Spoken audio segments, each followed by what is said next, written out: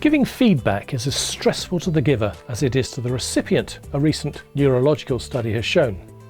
That explains why feedback is so seldom given, even when badly needed. It evokes the same fight or flight responses as any dangerous situation. To progress in any activity requires some feedback, and it's essential in business that it happens. Yet even unsolicited and genuinely helpful feedback causes stress. Everyone may look happy, but underneath, hearts are racing, blood pressure is rising. It's called brittle smiles. With all that anxiety, we shut down to negative ideas, so feedback isn't constructive on any level. Feedback stress can be reduced in various ways to make the message more acceptable. One's the sandwich method: praise, criticise, then praise again. Another is the start, continue method: start a new behaviour, stop an unwanted one, continue a third. Almost all these tools are artificial and all for the giver, not the receiver. Or you can spend on learning and training to try and ensure feedback isn't needed. That seems hopeful at best. Better to find a feedback method that is natural and not heart-stoppingly hard, and make it useful.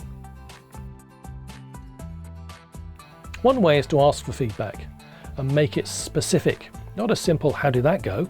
but more like, could I have made the presentation shorter or used a different medium? When people ask for feedback, they feel much more in control, and if the question they ask is specific, they have some assurance that the answer won't stray off topic too much, which is a hint to the feedback giver.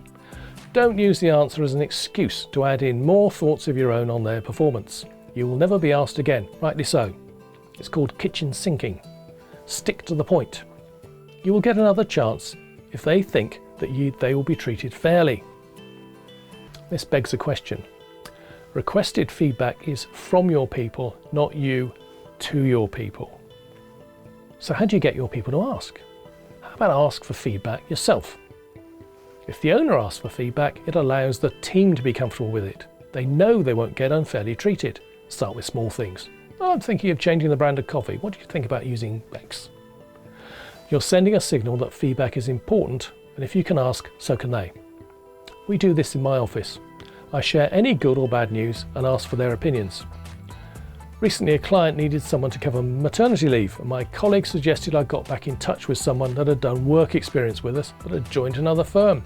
She jumped at it. Glad I asked. Getting more broad feedback also helps.